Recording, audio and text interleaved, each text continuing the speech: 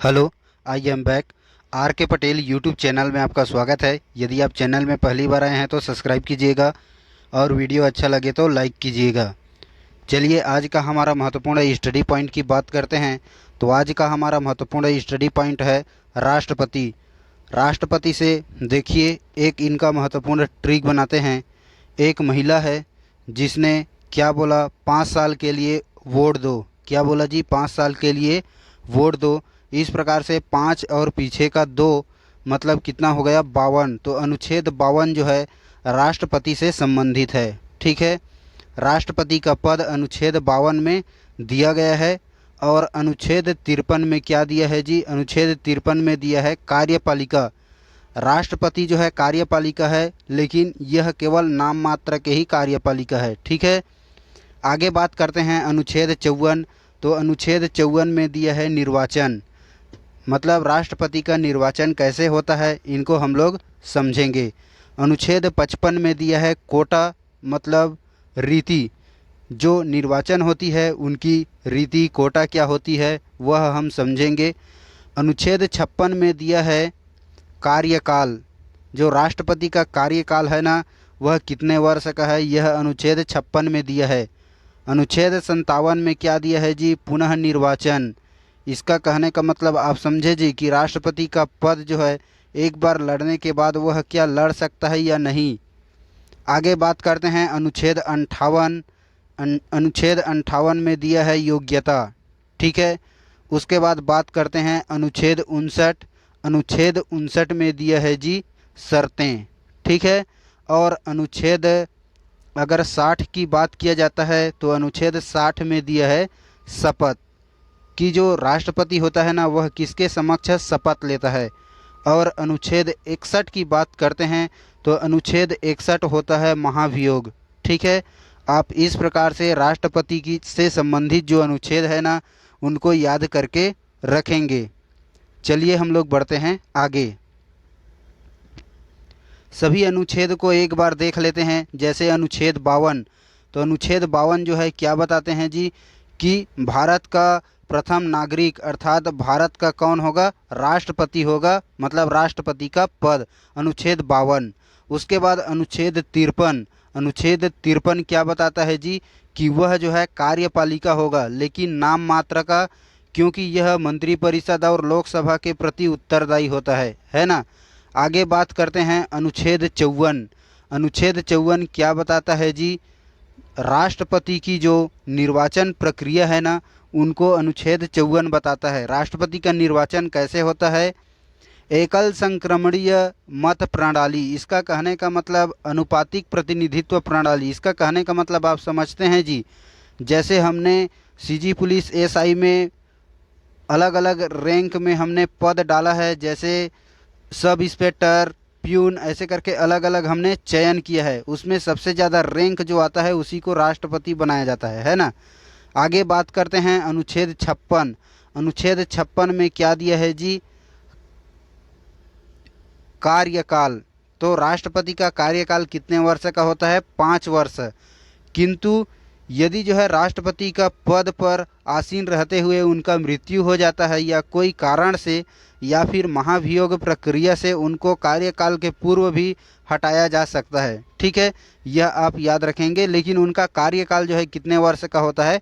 5 वर्ष का। ठीक है, आगे बढ़ते हैं। अनुच्छेद आगे बात करते हैं अनुच्छेद 57। तो अनुच्छेद 57 में क्या दिया है जी? पुनः निर्वाचन। इसका कहने का मतलब क्या है कि राष्ट्रपति एक बार चुनाव लड़ा तो क्या दूसरा बार वह चुनाव लड़ेगा? ऐसा जो है भारतीय संविधान में उल्लेख बात नहीं है, लेकिन ज़रूर वह दोबारा चुनाव लड़ सकता है। ठीक है, आगे बात करते हैं अनुच्छेद 58 मतलब योग्यता। तो क्या क्या योग्यता होना चाहिए? वह भारत का नागरिक हो, है ना। कम से कम उनकी जो न्यूनतम आयु है ना वह 35 वर्ष पूर्ण हो चुका हो। ठीक है, इनको आप याद रखेंगे। आगे बात करते हैं लोकसभा सदस्य बनने की जो योग्यता रखता हो ऐसे व्यक्ति को राष्ट्रपति चुना जाता है। आगे बात करते हैं अनुच्छेद 60। अनुच्छेद 60 क्या बताता है? शपथ।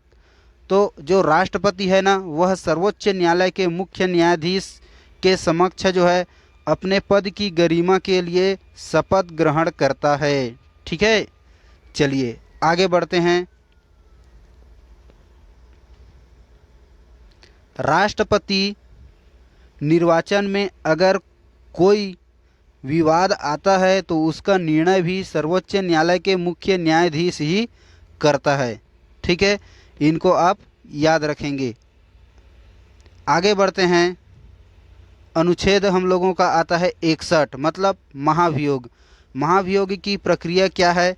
तो महाभियोग की प्रक्रिया ऐसी प्रक्रिया है जिनसे राष्ट्रपति को उनके कार्यकाल के पूर्व ही हटा दिया जाता है। ठीक है, हटाया जा सकता है। महाभियोग की प्रक्रिया कैसे लागू होता है वह बताते हैं। संसद के दोनों सदन में से कोई भी सदन महाभियोग की प्रक्रिया को लागू कर सकता है। मान लीजिए लोकसभा ने लागू करना चाहा तो 1/4 सदस्य उसको नोटिस देगा। किसको जी? राष्ट्रपति को। और राष्ट्रपति को नोटिस वह 14 दिन के सूचना पर देगा।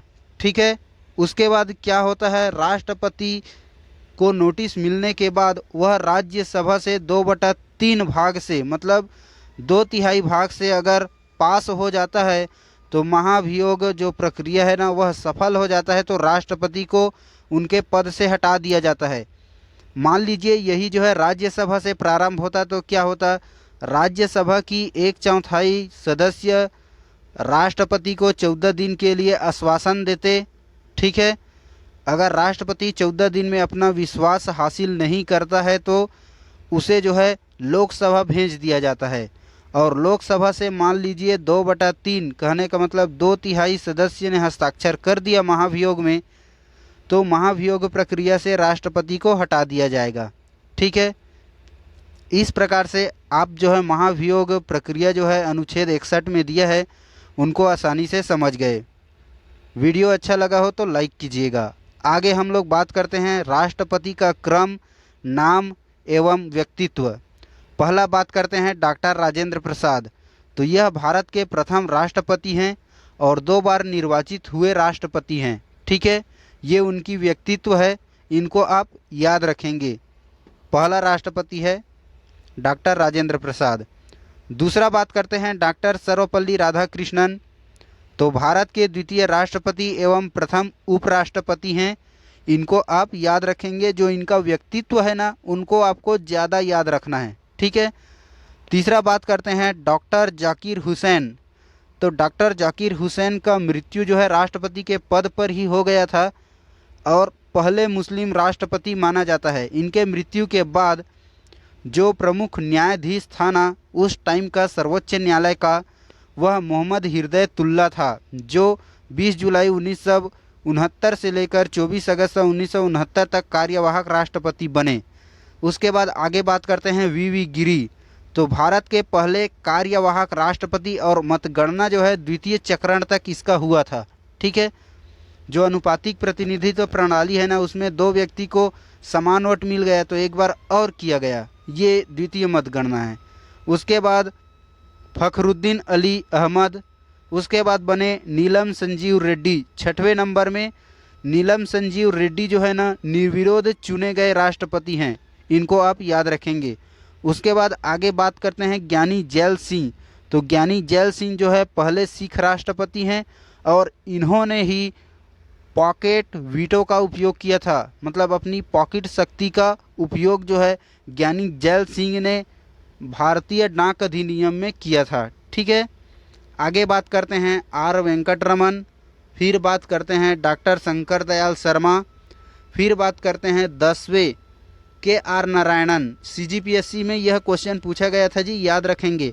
भारत के प्रथम दलित राष्ट्रपति एवं छत्तीसगढ़ की जो स्थापना हुआ था ना उस समय का राष्ट्रपति था के आर नारायणन, इनको आप याद रखेंगे। आगे बात करते हैं डॉक्टर APJ अब्दुल कलाम। इनको जो है मिसाइल मैन कहा जाता है और भारत के प्रथम जो है वैज्ञानिक राष्ट्रपति हैं, ये इनकी व्यक्तित्व है। ठीक है, आगे बात करते हैं श्रीमती प्रतिभा देवी पाटिल। यह जो है भारत के पहले महिला राष्ट्रपति और पहले सुखोई विमान जो है उड़ाने वाला है ना, वह राष्ट्रपति है प्रतिभा देवी पाटिल, जो सुखोई विमान है। आगे बात करते हैं प्रणब मुखर्जी। तो प्रणब मुखर्जी जो है वित्त मंत्री पद से इस्तीफा देकर राष्ट्रपति बना। इनको आप याद रखेंगे, वित्त मंत्री पद से इस्तीफा देकर राष्ट्रपति बना था प्रणब मुखर्जी। आगे बात करते हैं रामनाथ कोविंद। फिर हमारा जो है 15वां राष्ट्रपति है द्रौपदी मुर्मू। ठीक है, तो यह भारत के द्वितीय महिला राष्ट्रपति है एवं प्रथम आदिवासी राष्ट्रपति है। इनको आप याद रखेंगे। चलिए हम लोग अब बढ़ते हैं राष्ट्रपति की जो पावर है, शक्ति है, उनको हम लोग अध्ययन करते हैं। अगर वीडियो अच्छा लगा हो तो लाइक कीजिएगा, चैनल को सब्सक्राइब कीजिएगा। ओके, चलिए बढ़ते हैं आगे। अब बात करते हैं राष्ट्रपति की शक्ति। तो एक एक पॉइंट को हम लोग समझते हैं। अनुच्छेद 72 में क्या दिया है? क्षमादान। मतलब कोई भी दोषी व्यक्ति है ना, उनकी जो सज़ा है उनको माफ़ कर सकता है, कम कर सकता है या दूसरा सज़ा बदल सकता है। यह किसका पास शक्ति है जी? राष्ट्रपति के पास। उसके बाद बात करते हैं अनुच्छेद 108। यदि लोकसभा और राज्यसभा में जो विवाद होता है ना, उसके उन दोनों को संयुक्त रूप से बैठक बुला सकता है राष्ट्रपति। तो यह है अनुच्छेद 108। आगे बात करते हैं अनुच्छेद 110। तो जो धन विधेयक है ना, वह अनुच्छेद 110 से संबंधित है। उसके बाद बात करते हैं लोकसभा के 2 सदस्य और राज्यसभा के 12 सदस्यों का चयन कर सकते हैं। ठीक है, आगे बात करते हैं सैन्य बलों की जो सर्वोच्च कमांडर होता है ना, वह राष्ट्रपति ही होता है। एक महत्वपूर्ण बात यह भी याद रखेंगे, जो पॉकेट शक्ति होती है ना, वह राष्ट्रपति के हाथों में होता है। पॉकेट शक्ति मतलब उसके बारे में विचार वह बता भी सकता है और नहीं, ये उनके पास है।